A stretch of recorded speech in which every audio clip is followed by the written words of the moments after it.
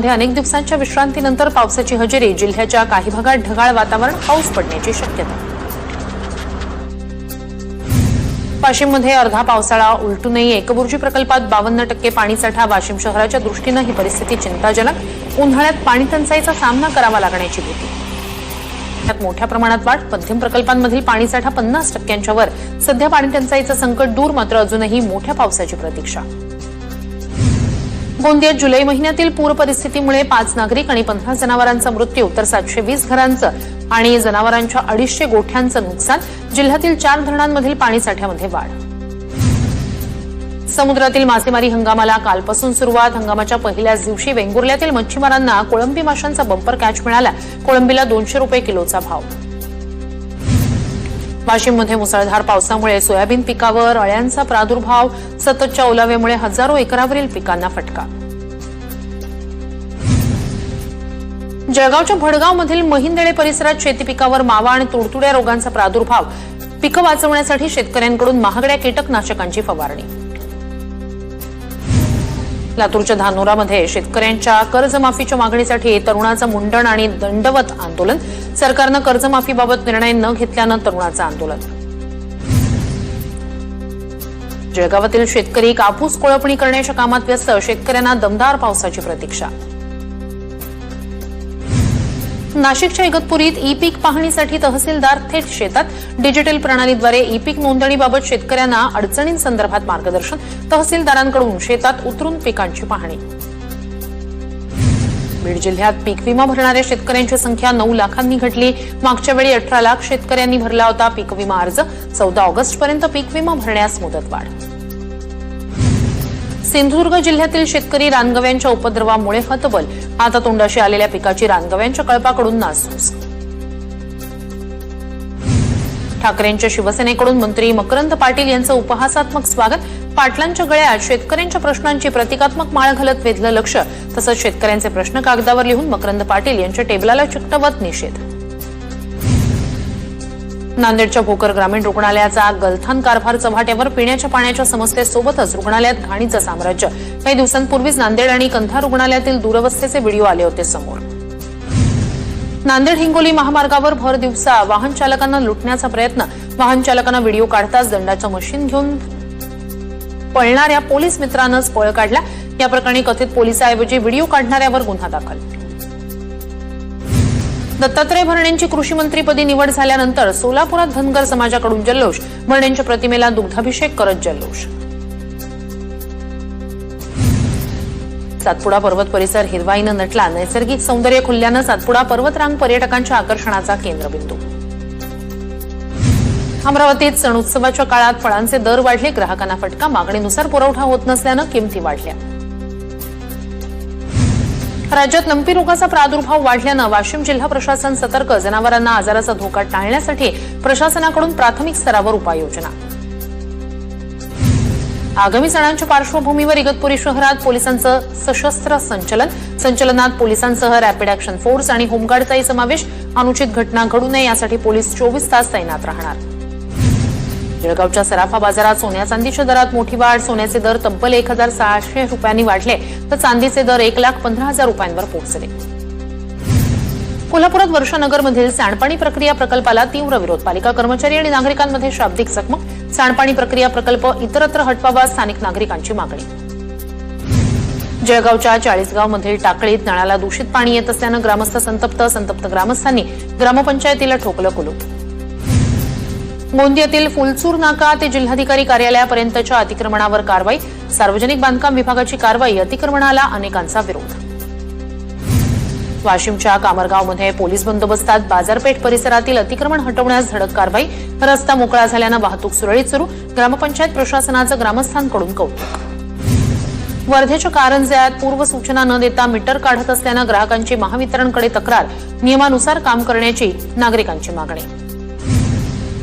जालना जिल्हा परिषद कार्यालय परिसरात प्लास्टिकवर बंदी. उल्लंघन केल्यास 10,000 पर्यंतचा दंड होणार. मुख्य कार्यकारी अधिकाऱ्यांचे निर्देश. हिंगोलीच्या सेनगाव तालुक्यातील आरोग्य कार्यालयात माकडांचा हैदोस. माकडांचा व्हिडिओ सोशल मीडियावर व्हायरल. वर्धा जिल्हाधिकारी कार्यालयात महसूल दिनानिमित्तानं कार्यक्रमात विविध प्रमाणपत्र आणि दाखल्यांचं नागरिकांना वाटप, उत्कृष्ट काम करणाऱ्या कर्मचाऱ्यांचा मंत्री भोयर यांच्या हस्ते सत्कार. गोंदियाच्या बोंडगाव देवी गावात महसूल दिन साजरा, शासनाच्या विविध विभागांकडून स्टॉल लावत नागरिकांना आवश्यक प्रमाणपत्रांचं वाटप. अहिल्यानगरच्या भंडारदरा जलाशयाचा शताब्दी महोत्सव साजरा होणार, शताब्दी महोत्सव समिती स्थापन करून संवर्धन आणि या भागातील पर्यटनाला संधी निर्माण करण्यासाठी प्रयत्न. बीड जिल्ह्यातील प्रशासकीय अधिकाऱ्यांच्या बदल्यांचं सत्र सुरूच. गेल्या अनेक दिवसांपासून बदलीची चर्चा असलेल्या बीड नगर परिषदेच्या मुख्य कार्यकारी अधिकारी नीता अंधारी यांची बदली. परभणीत महिला बाल विकास विभागाकडून ग्रामीण पोलीस ठाण्यात सखी वन स्टॉपचे फलक लावले. आपत्कालीन परिस्थितीत महिलांना मदत मिळावी यासाठी लावले फलक. पुण्याच्या भोरमध्ये गणेशोत्सवाच्या पार्श्वभूमीवर पोलीस आणि सार्वजनिक गणेश मंडळांसोबत बैठक. गणेशोत्सव शांततेत पार पडावा यासाठी पोलिसांकडून गणेश मंडळांना मार्गदर्शन. कल्याणच्या कुंभारवाडामध्ये गणपती मूर्ती बनवण्याच्या कामाला वेग. गणपती मूर्ती खरेदीला नागरिकांची मोठी गर्दी. मूर्तीकारांकडून रंगकाम, सजावटीचा दिवस रात्र काम सुरू. अमरावतीत रक्षाबंधन निमित्तानं आकर्षक राख्यांनी बाजारपेठ सजली.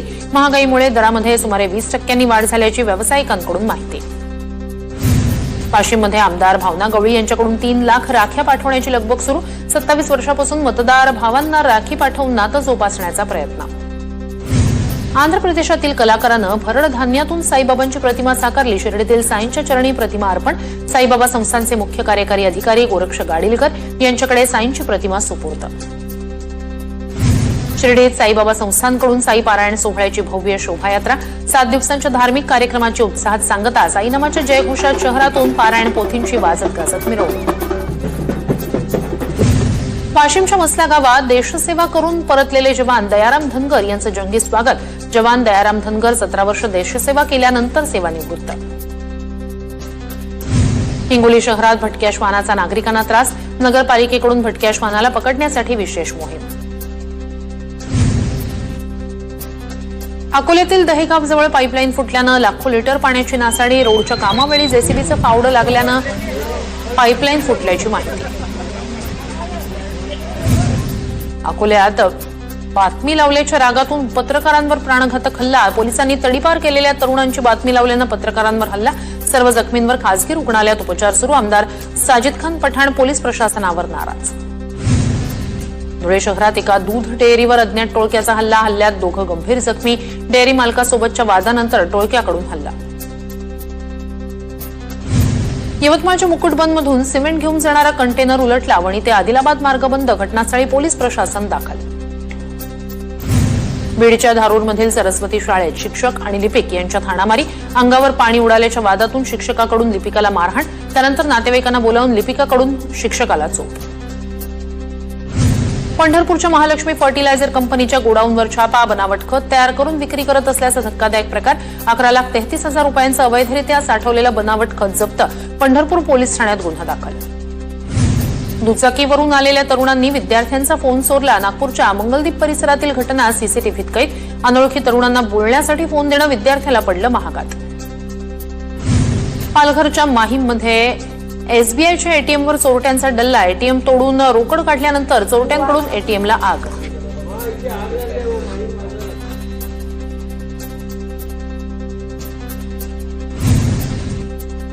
आणि आता महत्त्वाच्या घडामोडींचा घेऊया वेगवान आढावा. पुण्याच्या दौंड तालुक्यातील यवतमध्ये ड्रोनद्वारे पोलिसांची टेहळणी. कालच्या घटनेनंतर यवतमध्ये कडकडीत बंद. पुण्यातील मुकुंदनगरमध्ये अनधिकृत दर्ग्या विरोधात सकल हिंदू समाजाचं आंदोलन. दर्ग्याजवळ पोलिसांकडून मोठा पोलीस बंदोबस्त तैनात. अयोध्येचं राम मंदिर उडवण्याचा बीडच्या तरुणाला मेसेज. तरुणाची एटीएस कडून चौकशी सुरू. संशयितानं तरुणाला पाकिस्तानातील लोकेशन पाठवलं. शिरूर कासार पोलिसात तरुणाची तक्रार. गटात सहभागी होण्यासाठी तरुणाला 1 लाखाची ऑफर. सोलर पार्क उभारण्यासाठी 3.5 हेक्टरची अट शिथिल. आता 2.5 हेक्टर क्षेत्रावरही सोलर यंत्रणा बसवता येणार. अपारंपरिक ऊर्जा मंत्री अतुल सावे यांची माहिती. तर राज्यातील 10 लाख शेतकऱ्यांना सोलार पंप दिले जाणार. सावेंची घोषणा. जालन्यात जिल्हा काँग्रेस कमिटीची बैठक संपन्न. कैलास गोरंट्याल यांनी पक्षाला सोडचिठ्ठी दिल्यानंतर पहिल्यांदाच बैठक. बैठकीला खासदार कल्याण काळे, आमदार राजेश राठोड यांच्यासह स्थानिक नेत्यांची उपस्थिती. आगामी निवडणुकांची रणनीती सुरू. महादेवी हत्तीणीला परत आणण्यासाठी आमदार सतेज पाटील यांच्याकडून सह्यांची मोहीम आतापर्यंत 2,04,421 कोल्हापूरकरांकडून स्वाक्षरी मोहिमेला मोठा प्रतिसाद.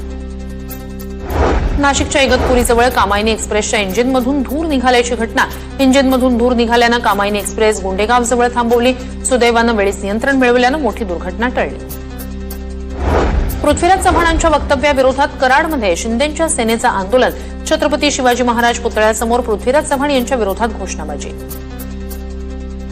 गोंदियात सार्वजनिक बांधकाम विभागाच्या कार्यालयावर मनसेचा धडक मोर्चा. तांगोली नदीच्या पुलावरील खड्डे तात्काळ भरण्याची मागणी. गोंदिया जिल्ह्यातील 52,214 लाडक्या बहिणींचे अर्ज अपात्र. 3,12,220 अर्ज मंजूर. अर्ज पडताळणीचं काम सुरू. लाडक्या बहिणींची धाकधूक वाढली.